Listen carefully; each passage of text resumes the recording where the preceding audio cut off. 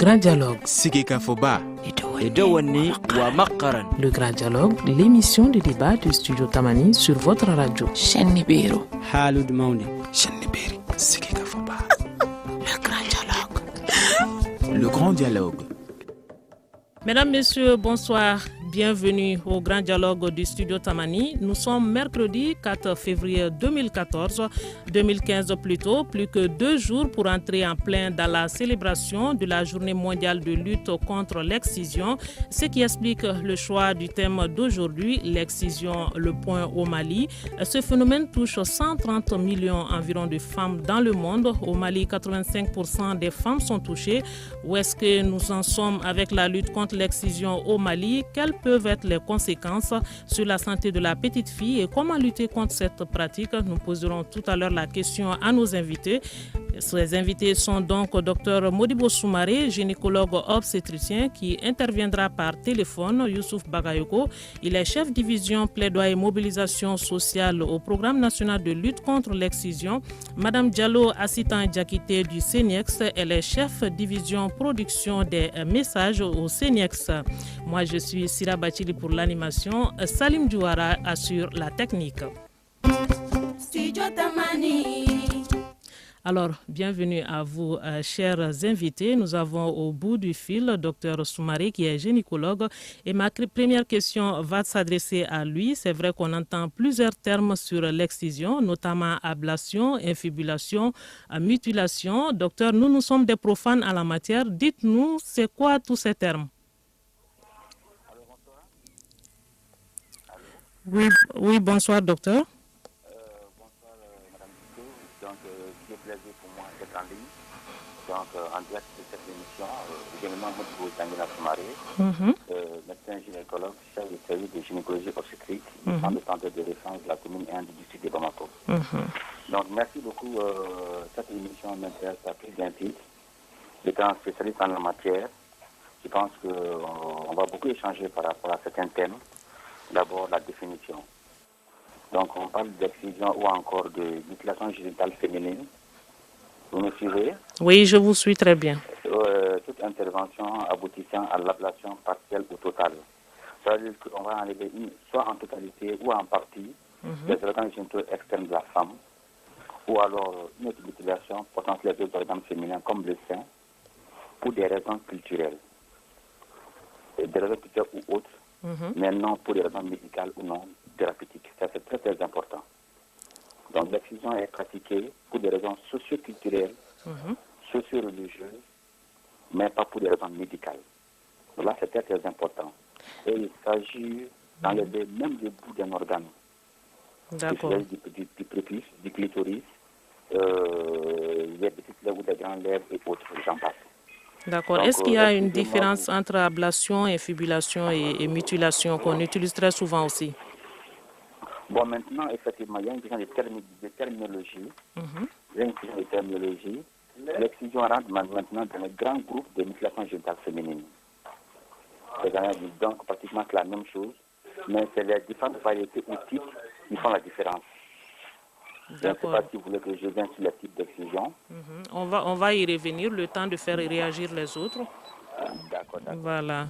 Donc, alors, Monsieur Bagayoko, vous êtes du programme national de lutte contre l'excision. Nous l'avons dit, ce débat, nous l'avons organisé en prélude à la journée mondiale de lutte contre l'excision qui doit être célébrée le 6 février prochain. Est-ce que vous pouvez nous dire déjà comment est-ce que vous vous organisez pour cette journée? Ok, merci bien, Sira Bachili. Je me réjouis de l'organisation d'un tel débat qui contribue à informer et à mieux informer la population sur le phénomène de l'excision. Parce que c'est une priorité, une préoccupation aussi. Je voudrais remercier de passage le docteur qui vient de téléphoner, qui a parlé de la définition et de quelques déterminants sociaux et qui font que les gens pratiquent l'excision. En fait, le problème de l'excision, il est complexe. Il est complexe parce que nous avons hérité de notre culture. Et si je dis nous, c'est de façon générale. Sinon, il y a des sociétés au Mali qui n'ont pas comme culture traditionnelle l'excision, qui n'ont jamais connu l'excision. Et par rapport à ce phénomène, je pense que vous avez même organisé beaucoup de débats là-dessus, mais il faut continuer à faire ce débat. Et c'est pourquoi il y a une journée qui a été instaurée depuis 2003, en tout cas par le Comité interafricain de lutte contre les pratiques traditionnelles néfastes. Et en 2004, le Mali a commencé à célébrer cette journée. Et aujourd'hui, nous sommes au 12e anniversaire cette année. Alors, la journée de cette année va être célébrée le vendredi 6 février au Centre international des conférences. Et le thème de cette année est un peu spécifique parce que ça concerne la jeunesse. Mobilisation et implication de la jeunesse pour accélérer la tolérance zéro aux mutilations génitales féminines. Ça, c'est très important. Et ça ne tombe pas du néant. Parce que nous savons que la jeunesse, elle a besoin d'information, elle a besoin de protection, elle a besoin d'encadrement. Et la jeunesse a hérité des informations, des nouvelles. Il faut qu'on lui présente la vraie, en tout cas, réalité de ce qui se passe par rapport à ce phénomène. Parce que longtemps, ça a été caché et maintenant, les témoignages, les complications sont là et il faut qu'on en parle. D'accord. Voilà. Alors, Madame Diallo Assitan Diakité, vous êtes du CNEX. Si on vous parlait de faire une situation d'ensemble de la pratique de l'excision, qu'est-ce que vous répondez à cela? Merci bien, Sida. Une situation d'ensemble par rapport à la pratique de l'excision. Dans mon rôle de communicateur étant au CNEX, ce serait une vue d'ensemble que je pourrais donner. Mais en termes de statistiques, c'est M. Bagayogo qui est mieux placé pour fournir ces renseignements-là. En termes de vue d'ensemble, nous avons constaté que le changement de comportement tarde à venir. C'est vrai, on a fait un pas parce qu'il y a certains groupes socio-culturels ou certaines catégories socio-professionnelles ou même certaines personnalités qui n'adhéraient pas à cette idée d'abandon de l'excision. Mais au fil du temps, nous avons constaté avec satisfaction que c'est des gens qui ont commencé à adhérer à cette idée, qui commencent à même s'investir auprès des spécialistes de la question dans la lutte contre l'excision. Le changement souhaité n'est pas encore atteint, mais on est en train de faire de très grands pas. Alors, M. Bagayogo, quelle est cette situation alors? En fait, il faut partir des statistiques. Si nous remontons un peu, notre référence est très généralement l'enquête démographique et de santé Mali. Alors, si nous partons de l'enquête démographique de santé Mali, en tout cas, deux, et nous partons de la statistique de 94%.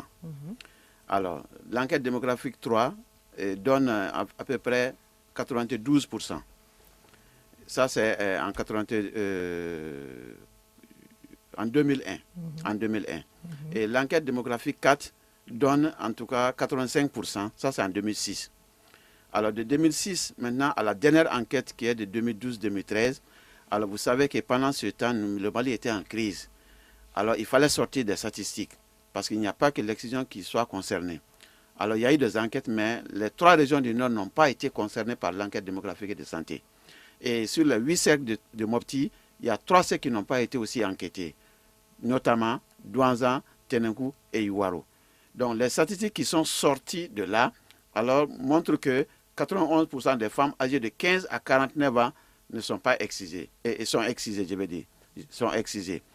Et si nous prenons la tranche d'âge 0-14 ans, parce que c'est une première que l'EDS donne cette statistique-là, alors nous avons 69% alors des enfants, des filles âgées de 0 à 14 ans. Alors ça voudrait dire quoi? Que 31% de cette tranche d'âge-là alors ne sont pas excisées. Là, ce n'est pas un chiffre à négliger, surtout s'il faut multiplier en termes de filles, en tout cas épargnées par cette pratique. Finalement, c'est 91%? 91%, c'est ce qui est officiel. Mais si les statisticiens se donnent à faire le jeu, en maintenant les résultats de l'EDS dans les 3 régions, et qu'en ajoutant aux statistiques, en tout cas de la dernière statistique, alors il y a une baisse qui va constater. La preuve est que à Bamako, par exemple, l'enquête démographique 4 donne 92%. Et l'enquête démographique 5 donne 90%. Un chiffre important. Alors de Bamako, Kai, Koulikoro, Sikasso, Ségou, si vous prenez région par région, la prévalence baisse dans toutes ces régions. Sauf à Mopti, où je l'ai dit, il y a 3 secteurs qui n'ont pas été concernés. D'accord. Alors, nous avons au bout du fil Mme Aminata Traoré du CADEF. Le CADEF, je l'avais dit au démarrage de cette émission, c'est le Comité d'action pour les droits de la femme et de l'enfant. Madame, bonsoir. Bonsoir. Alors, vous êtes du Comité d'action, comme je l'ai dit, pour les droits de la femme et de l'enfant.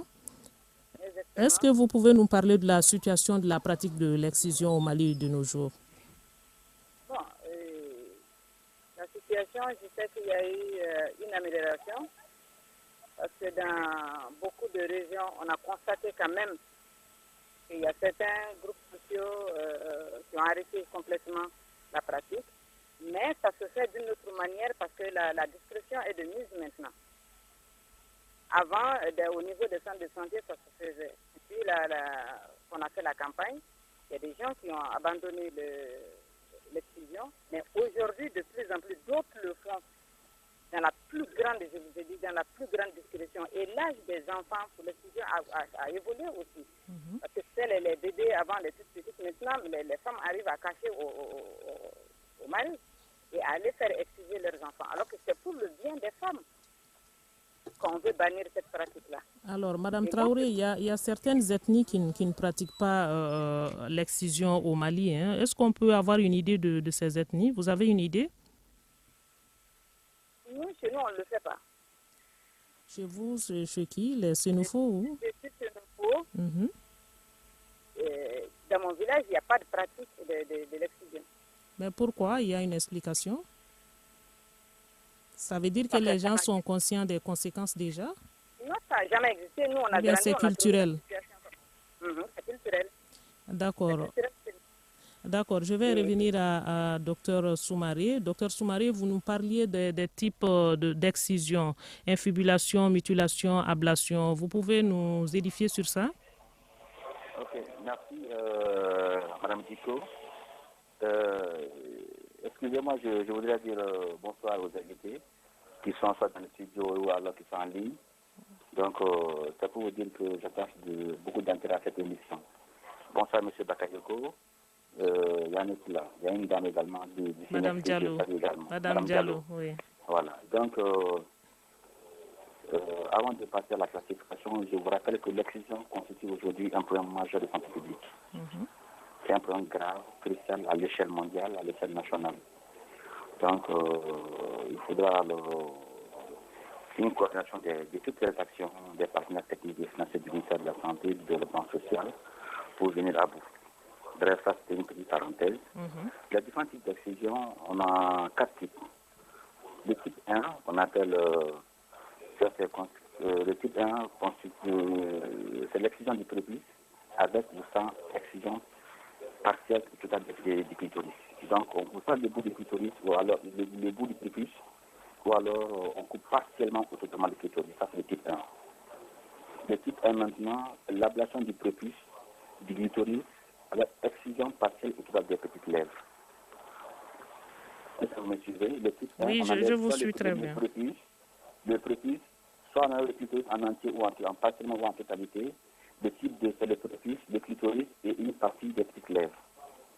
Le type 3 maintenant, l'excision, l'ablation partielle ou totale des organes externes, plus la suture. On appelle infibulation. Donc là, c'est les mesures, les techniques qui se résument à des sutures. Donc là, c'est les grandes lèvres qui sont concernées. Et le type 4 de l'OMS maintenant, c'est le type non classé. Il s'agit de protélisation, de bruit, d'introduction de produits caustiques dans le vagin afin d'amener à un rétrécissement du vagin et empêchant tout rapport sexuel. Donc il y a 3 types majeurs et le 4e type, c'est le type non classé. Donc il y a les piercings, on peut percer la langue, on peut percer les oreilles, on peut percer même le nombril. Donc ça rentre dans le cadre de type 4. Merci docteur pour toutes ces précisions. Nous allons observer quelques secondes de pause et nous revenons après. Vous écoutez Studio Tamani, votre avis nous intéresse. Écrivez vos commentaires et suggestions sur la page Facebook et dialoguez avec nous. Studio Tamani, c'est aussi les réseaux sociaux. Oui, les réseaux sociaux, vos réactions sont les bienvenues sur la page Facebook et le compte Twitter de Studio Tamani. L'émission que vous suivez présentement via nos 24 radios partenaires, c'est le Grand Dialogue, une émission consacrée aujourd'hui à l'excision, ses conséquences et la façon de lutter contre la pratique. Nos invités sont Youssouf Bagayoko, chef plaidoyer et mobilisation sociale au Programme national de lutte contre l'excision, Dr Modibo Soumaré, gynécologue obstétricien, Mme Diallo Assitan Diakité du CNIEX et Mme Aminata Traoré du CADEF, Comité d'action pour les droits de la femme et de l'enfant.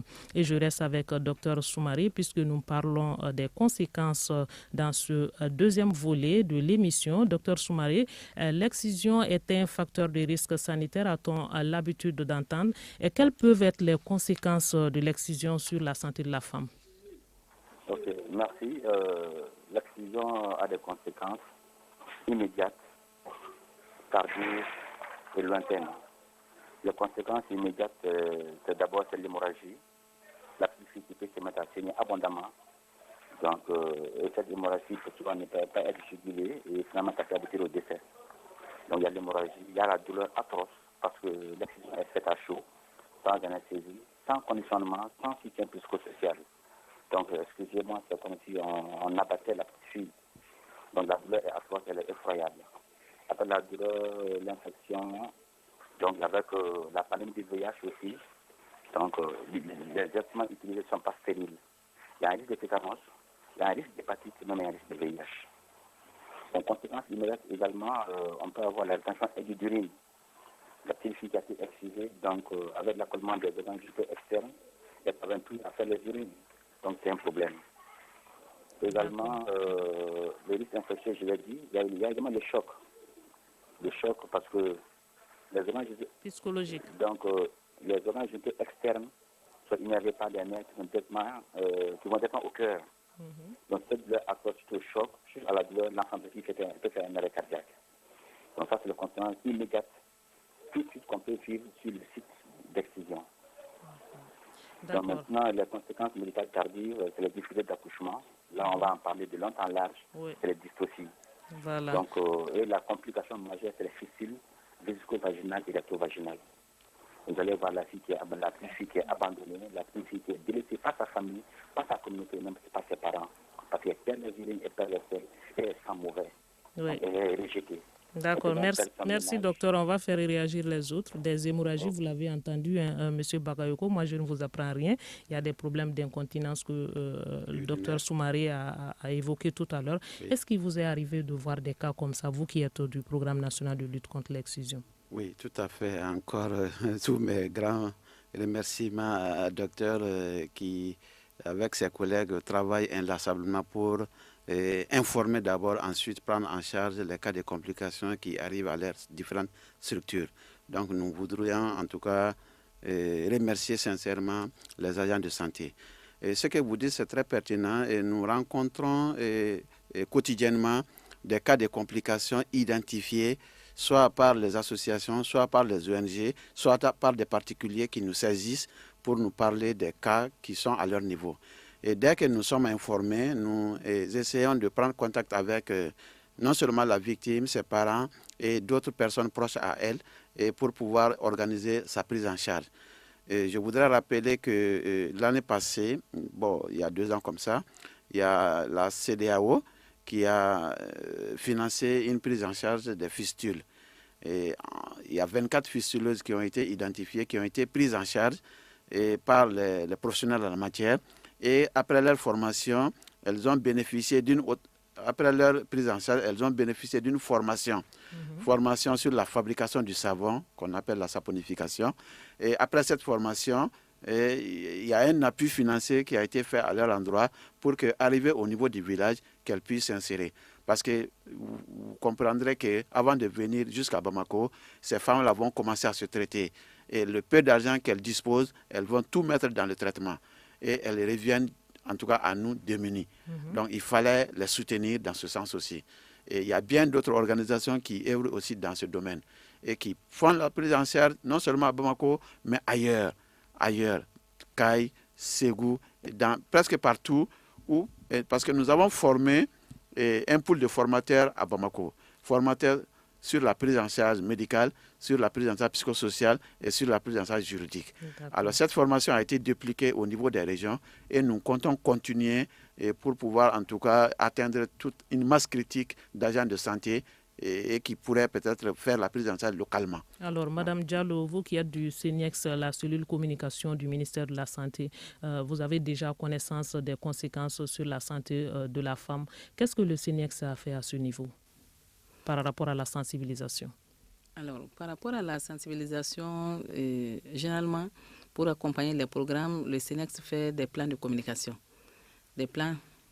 Oui, allez-y. Le CENEX fait des plans de communication dans lesquels nous envisageons la participation et l'implication des différents acteurs et à différents niveaux. Parce que c'est un sujet vraiment qui mérite d'être discuté au niveau communautaire. Parce que toute question qui s'intéresse à l'aspect culturel, à l'aspect social, ce n'est pas les techniciens de la santé seuls qui peuvent les gérer. Donc ce plan de communication envisage l'implication et la participation des différents acteurs aux différents niveaux, que ce soit les religieux, que ce soit les associations féminines, que ce soit les groupements des jeunes. Chacun à son niveau a un rôle d'information et de sensibilisation à jouer. Et de plus en plus, par rapport à des questions aussi intimes que celles-ci, nous utilisons surtout la paire éducation, que les jeunes filles entre elles parlent du sujet et se permettent de donner des informations, de se renseigner et d'encourager à aller vers cet abandon-là. Et même plus loin, ces jeunes filles sont aussi utilisées comme des relais pour informer les grand-mères par rapport aux conséquences de l'excision.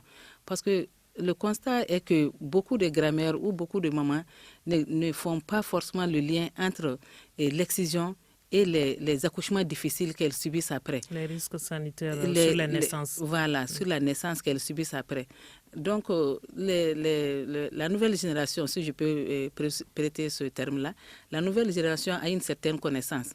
Ils ont l'information culturelle au niveau de la famille, ils ont l'information sur les médias sociaux, ils ont l'information à l'école et ils ont l'information entre eux. Donc, ils ont une certaine capacité de discernement qui font qu'ils comprennent les choses et ils peuvent aussi relayer l'information auprès des parents.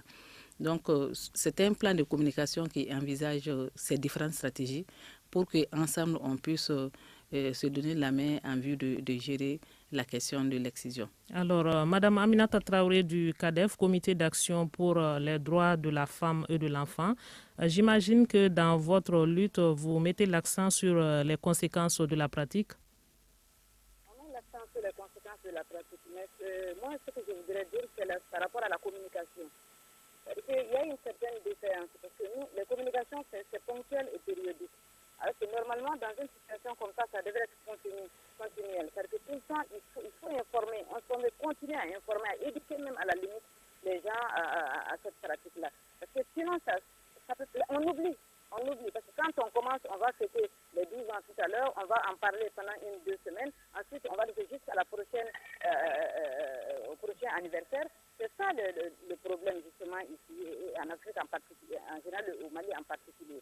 L'information n'est pas assez diffuse. C'est-à-dire qu'il faut rester là-dessus. Il faut rester là-dessus tout le temps. C'est ce qui nous manque. Et si on arrive à atteindre ce niveau de communication et d'information, c'est sûr que les gens vont changer de comportement. Ça va finir par rentrer dans les têtes et dans les mœurs finalement. Alors, qu'est-ce que vous faites à votre niveau, vous qui êtes du Comité d'action pour les droits de la femme et de l'enfant? On le dit, les femmes, parce que nous avions un centre de rencontres intergénérationnelles. Donc, on rencontre beaucoup de personnes, et surtout des femmes. On en discute. Généralement, elles viennent de milieux où cette pratique-là est vraiment ancrée dans les familles. Donc, on leur demande tout simplement d'apprécier en leur posant des cas ou de parlant des cas concrets et des faits concrets. Est-ce que c'est facile d'aborder cette... Madame Aminata Traoré, je vous coupe, parce que est-ce qu'on se demande souvent si c'est facile d'aborder vu que c'est un sujet tabou. Comment vous vous y prenez sur le terrain, une fois sur le terrain? Les hommes font partie du débat, mais quand c'est entre nous femmes, ça passe généralement très facilement. Ça passe très facilement. Et ça dépend de la manière dont on aborde la question. Parce que moi, je dis que chez nous, c'est culturel, on ne pratique pas. D'accord. Donc, alors... je suis peut-être un peu mieux placé pour aborder la question avec ces femmes-là et les amener à comprendre. Mais ce qui est sûr, il faut en parler et très souvent en parler.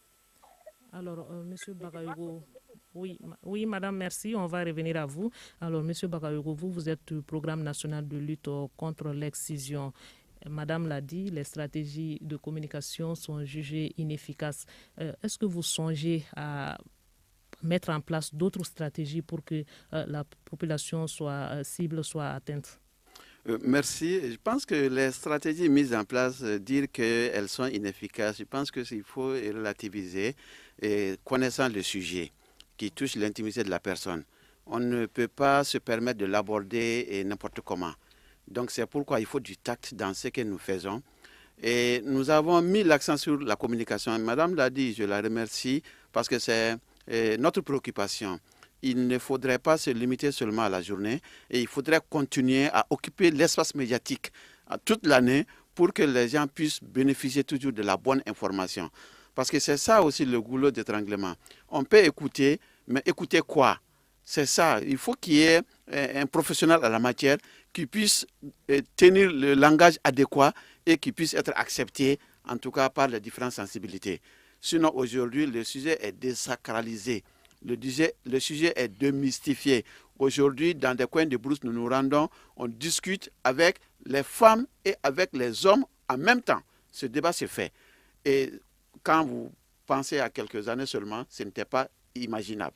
Ce n'était pas imaginable. Mais dire que les mentalités ont changé. Il y a une avancée sur le plan. C'est pourquoi il y a des communautés aujourd'hui qui acceptent célébrer en signant une convention locale contre la pratique de l'excision. Il y a d'autres même qui ne veulent même pas s'en arrêter là. Ces communautés-là veulent aller vers d'autres communautés qui n'ont pas encore abandonné pour leur dire tout le bien que cela peut porter à ces différentes communautés. Aujourd'hui, il y a plus de 1000 villages qui ont déclaré officiellement l'abandon de la pratique de l'excision, sans compter les villages qui n'ont pas voulu en tout cas, qui n'ont pas voulu manifester ça publiquement, parce qu'ils disent que la parole qu'ils ont tenue, alors c'est sacré. Donc, ils n'ont pas besoin d'appeler la télévision ou qui que ce soit. En tout cas, ce qui est dit est dit. C'est pourquoi, dans ces communautés-là, des comités de vigilance sont mis en place au sein de ces différentes communautés pour que, au moins, on puisse voir qu'est-ce qui se passe. Est-ce que les gens sont en train de suivre la convention? Est-ce que la déclaration qui a été faite, les gens sont en train de respecter? Alors, si cela n'est pas respecté, qu'est-ce qui est prévu comme sanction? La sanction, elle est communautaire. C'est la communauté qui décide. C'est pourquoi la communauté veille. Parce que c'est une parole, c'est un engagement qui doit être sacré. Les responsables, les autorités villageoises sont impliquées, les autorités communales sont impliquées et même l'administration est invitée pour témoigner en tout cas de cet engagement. Donc il y a une avancée. Je voudrais revenir un tout petit peu, si vous le permettez, par rapport à l'avancée. Et quand vous prenez le DSM 5, la dernière enquête, vous prenez les tranches d'âge 0,4 ans, 5-9 ans, 10-14 ans. Si vous prenez 10-14 ans, qui est la dernière tranche des enfants à ce niveau, il y a 82% de ces filles-là, âgées de 10 à 14 ans, sont excisées. Maintenant, si vous venez vers le bas, alors 5-9 ans, alors c'est 74,7% qui sont excisés de cette tranche d'âge. Vous voyez que ça baisse. Et si vous arrivez aux 0,4 ans, il y a 53% de ces filles-là. Ça montre l'effort, les résultats qui sont en train d'être atteints, parce que c'est une statistique qui est parlante ici. Mais Mme Diallo, est-ce qu'il ne faudrait pas revoir votre plan de communication par rapport à la périodicité? Parce que, comme Mme Traoré le disait tout à l'heure, c'est vrai que c'est périodique, mais est-ce qu'il ne faudrait pas accélérer le rythme? Bon, effectivement, on a ce souci d'aller de l'avant et d'améliorer toujours pour qu'on puisse avoir des statistiques beaucoup plus améliorées que ce que l'île vient de présenter. Mais malheureusement, les moyens de l'État étant limités, on est obligé de nous baser sur les appuis des partenaires et qui ne répondent pas forcément souvent à hauteur de souhait et au moment voulu. Sinon, effectivement, c'est un souci réel. On veut renforcer. L'appel est donc lancé aux partenaires. Exactement. Sur ce, on va observer quelques secondes de pause. Une réaction, un avis, un commentaire. Réagissez sur la page Facebook de Studio Tamani et restez connectés avec nous. Studio Tamani sur les réseaux sociaux pour vous faire entendre. Le grand dialogue sur l'excision, nous faisons le point au Mali tout en évoquant les conséquences et les modes de lutte avec nos invités qui sont Youssouf Bagayogo, chef plaidoyer et mobilisation sociale au Programme national de lutte contre l'excision, Madame Diallo Assita Diakité du CNEX et Madame Aminata Traoré du CADEF, Comité d'action pour les droits de l'enfant, ainsi que Dr Modibo Soumaré qui est gynécologue obstétricien. Alors, docteur, vous êtes avec nous? Alors, nous allons continuer avec les risques sanitaires. Ce que je voudrais savoir surtout avant d'entamer le troisième volet, on va faire un petit saut dans le deuxième volet. Est-ce que les risques sont liés à la pratique de l'excision selon l'âge? C'est-à-dire si c'est à bas âge ou à un âge avancé, les risques aussi évoluent selon ça? Ok, merci. Cette question elle est pertinente et intéressante. Les risques sont liés à le stade. Qu'on fasse l'excision à la petite fille qui vient de naître ou que la fille soit excisée à 1 an, 2 ans, 3 ans, les risques sont les mêmes. Parce qu'on peut mourir d'hémorragie, on peut mourir d'infection, on peut mourir d'autres choses. Donc les risques, quel que soit l'âge, les risques sont là et ils sont inhérents. Et les risques augmentent également plus l'excision est réalisée à bas âge. Parce que les organes génitaux externes n'étant pas bien développés, on peut pratiquement tout arracher, on peut tout enlever. Et là, maintenant, c'est la vessie, c'est le rectum, c'est les lèvres, tout. On peut tout enlever. Donc, ne soyons pas de stigmatiser les risques par rapport à l'âge. C'est une pratique néfaste et doit être abandonnée. Quand on va passer, une fois qu'en lançant du message, non plus on le fait à un âge avancé, les risques sont moindres. C'est comme si, quelque part, on encourageait à continuer la pratique. Plus l'âge avance un peu, non, si je le fais à 15 ans, 16 ans, c'est moins risqué. Si je le fais à 20 ans, c'est moins risqué, non. De la naissance jusqu'à la femme en âge d'activité, en activité génitale, les risques sont les mêmes. Parce qu'on peut mourir de chocs. D'accord, merci. Des chocs neurologiques, on peut mourir d'infection, on peut mourir d'hémorragie qui ne s'arrête pas. Hémorragie incoercible. Mais moi, je vais rebondir sur un aspect, c'est le volet communication. Certes, beaucoup de choses ont été faites par rapport au ministère de la Santé, par rapport aux partenaires techniques et financiers, mais je reconnais qu'il y a une insuffisance dans l'information, l'éducation et la sensibilisation. C'est une insuffisance parce qu'il faut profiter d'une semaine pour en parler et les 11 mois restants de l'année, on n'en parle plus. Donc cette activité doit être continuelle et soutenue toute l'année. Deuxième chose que je voulais apporter, il faut une volonté politique très forte. Il faut une volonté politique. La dernière maladie qu'on vient de connaître, la maladie à virus Ebola, on a vu comment le gouvernement s'est mobilisé. Le président de la République, le Premier ministre, le ministère de la Santé, l'Assemblée nationale, tout le monde s'est mobilisé. On a pu booster Ebola. Et maintenant, des maladies Ebola free.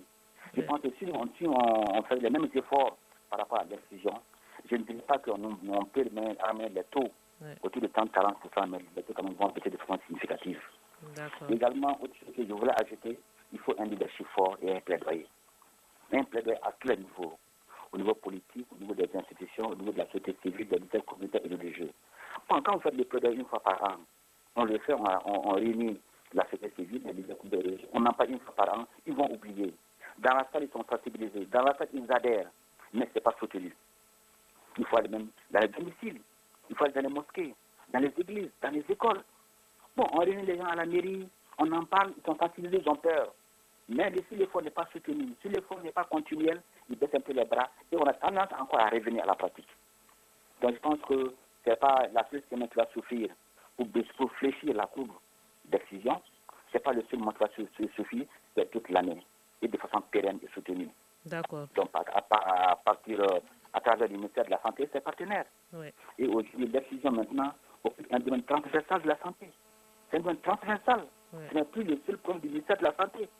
C'est le ministère de la Famille, de la promotion de la famille, de la famille, le développement social, le volet communication, c'est le CNEX. Donc c'est l'Assemblée, c'est tout le monde qui doit en parler. Et on doit se donner la main, serrer le coude pour qu'on puisse tester l'excision. Sinon, comme ça, je pense que on va mettre beaucoup d'argent, on va beaucoup en parler, et les chiffres vont tout baisser. Merci, docteur. Nous sommes déjà dans le troisième volet. Docteur nous parlait déjà de solutions, c'est ça le troisième volet. Alors, on se demande comment lutter efficacement contre la pratique de l'excision. Que faire aujourd'hui pour que les Maliens cessent d'exciser? Monsieur Bagayogo. Oui, merci. Le docteur vient de faire une proposition à la suite des prédécesseurs. Je pense que c'est important de mettre l'accent sur la communication. La communication dans son sens large. dans son sens large.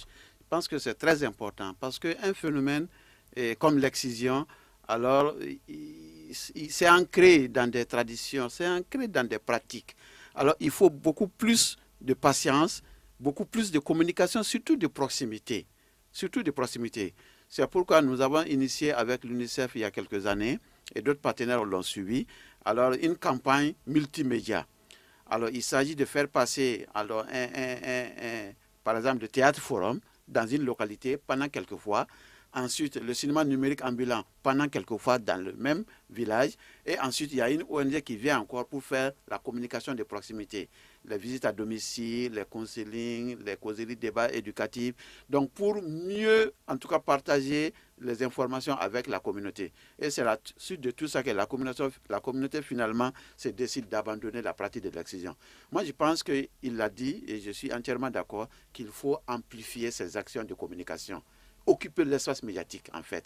Parce que le politique aussi a besoin de voir ce qui se passe ailleurs, alors pour pouvoir prendre des décisions. Donc cela permet, en tout cas, à la société civile, identifier comme groupe de pression pour, en tout cas, obliger les autorités compétentes à la matière à prendre des décisions qu'il faut. Parce qu'on ne peut pas vouloir quelque chose de son contraire. On veut faire la promotion de la santé reproductive. Et nous savons bel et bien que l'excision pose problème à ce niveau. L'excision constitue un obstacle par rapport à cette santé de la reproduction. Alors, je pense qu'il y a une politique, norme et procédure en santé de la reproduction. Et il y a la politique nationale de lutte contre l'excision. Il y a la politique nationale genre. Il y a la politique nationale de protection et de promotion des droits de l'enfant. Donc, il y a tout un ensemble de documents, de politiques et même de plans d'action qui existent, mais il faut une volonté politique pour soutenir ces documents-là. Alors, Madame Diallo, en plus de la volonté politique, qu'est-ce qu'il faut comme solution aujourd'hui pour lutter efficacement contre l'excision au Mali? Bon, comme solution déjà, le thème de cette année le dit, c'est l'implication des jeunes dans la lutte contre l'abandon de l'excision. Parce que on se dit, c'est vrai, c'est quelque chose qui est traditionnel, qui est ancré il y a très longtemps, mais on a réfléchi en nous disant aussi, après la sensibilisation des grandes personnes, des parents, et aussi après l'information de la jeune génération à l'école, il faudrait aller vers cette génération-là pour leur donner la parole, leur donner la possibilité d'échanger entre eux, leur donner la possibilité d'être motivés pour aller vers ce changement-là. Parce que quand la nouvelle génération va comprendre que l'excision a beaucoup plus d'inconvénients que d'avantages, parce que malheureusement, on n'est même pas en mesure de démontrer un avantage par rapport à cette pratique-là. Un seul avantage, on ne peut pas le démontrer. Mais on peut démontrer des dizaines de complications, des dizaines de conséquences. Et pour la nouvelle génération qui comprend beaucoup de choses, nous osons espérer que le changement sera obtenu à partir de celle-ci. C'est pourquoi, de plus en plus, la nouvelle génération, qui sont les jeunes garçons et les jeunes filles surtout, sont beaucoup plus en plus impliqués dans les activités de lutte contre l'excision. C'est qu'en témoigne le thème de cette année par rapport à la journée de cette année. D'accord. Alors, Madame Aminata Traoré du CADEF, quelle solution le Comité d'action pour les droits de la femme et de l'enfant préconise pour lutter contre l'excision? La communication, l'information. On l'a dit, la nouvelle génération, il faut la préparer. Il faut vraiment la préparer. On a l'école, le ministère de l'Éducation peut donner un coup de main en incluant dans le programme du secondaire pour permettant aux jeunes filles et aux jeunes garçons de comprendre la pratique, ses inconvénients. Peut-être qu'en grandissant, ils auront la confiance de ne pas le faire. Et l'ancienne génération, on va toujours se battre avec l'information pour qu'ils arrivent à accepter quand même d'arrêter la pratique de l'excision. D'accord. Alors, M. Bakayoko, vous l'avez dit, 20 ans de lutte et vous avez même noté des avancées en la matière. Mais il y a quelque chose qui bloque au Mali. Ça, c'est la question de loi. Alors que dans certains pays de la sous-région, comme le Burkina et le Sénégal, il y a une loi qui interdit la pratique de l'excision. Pourquoi pas une loi au Mali? En fait, c'est vrai, le Mali est entouré de pays qui ont déjà pris la loi contre cette pratique. C'est pourquoi nous observons que ces jeunes filles quittent ces villes-là, ces pays-là, et qui viennent au Mali, et parce qu'il n'y a pas de loi, et en tout cas les filles sont excisées ici, les filles qui sont de la sous-région. Et nous en En tout cas, j'ai conscience qu'il y a problème à ce niveau. Mais les gens sont en train de percevoir la loi comme une répression comme ça. Alors que la loi n'est pas que répression seulement. La loi, si elle existe, elle est dissuasive. Si nous savons que si vous passez à tel acte, voilà tel article qui pose problème, voilà tel article qui réprime, je pense que c'est très important la loi. Mais cette question, tant qu'on parle de loi seulement, on pense à la répression. On pense que ce n'est pas une loi appropriée. Alors qu'aujourd'hui, les communautés qui sont en train d'abandonner, les communautés sont en train de réclamer leur protection parce qu'elles ont compris. C'est pourquoi, comme solution intermédiaire, il y a des conventions locales qui sont signées par ces communautés. Et ces conventions sont applicables aux signataires de la convention. Mais cela ne suffit pas. Nous voudrions partager toutes ces informations, tous ces résultats avec les élus, par exemple. Alors, il y a un réseau des parlementaires maliens de lutte contre les violences faites aux femmes. Ce réseau, maintenant, est engagé, en tout cas, à prendre à bras le corps cette question de loi pour mieux comprendre d'abord le phénomène, mieux élaborer la stratégie et aller vers les autres élus pour pouvoir disposer d'une loi un jour, en tout cas, comme c'est pratique. Parce qu'on peut obtenir la loi de deux façons, soit par projet de loi, soit par proposition de loi. Alors, des deux côtés, alors nous devons nous mobiliser pour que nous puissions disposer de la... Parce qu'il s'agit de la fille malienne, il s'agit de la femme malienne, il s'agit de la famille malienne. Ce n'est pas ma famille, ce n'est pas votre famille, c'est la famille de nous tous. Donc, il s'agit de protéger les enfants et les femmes. Donc, ça, c'est très important. Monsieur Bakayoko, on va faire réagir Mme Diallo. Cette question de loi est-elle une solution pour vous, pour lutter contre l'excision? Ça peut être une solution complémentaire. Dans la mesure où si, par exemple, dans notre société, puisqu'on sait qu'on est en grande famille, où un membre, je donne un exemple concret, où un membre de la famille a la pression dans la famille, en provenance soit des grands-mères ou des grandes-tantes qui disent qu'il faut que l'enfant soit excisé. Alors que la maman de l'enfant ne veut pas que son enfant soit excisé, elle a la possibilité de recourir aux autorités en ce moment.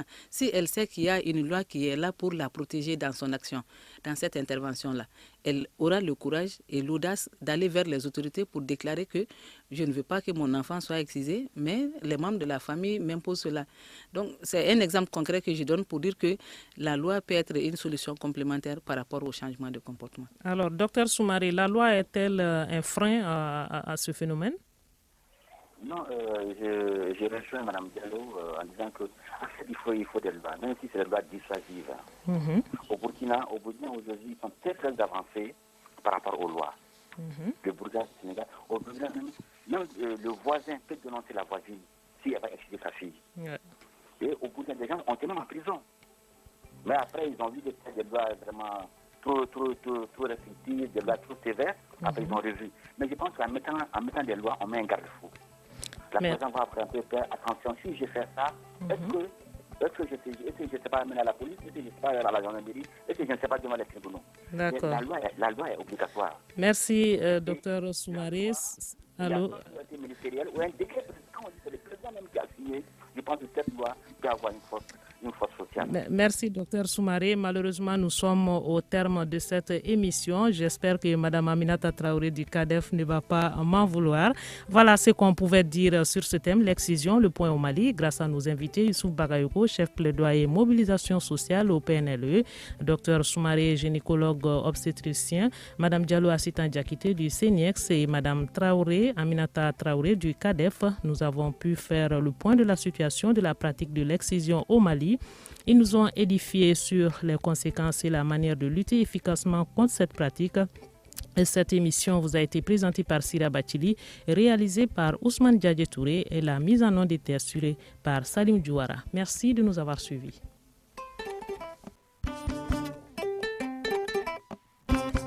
Le grand dialogue. Sigika Foba.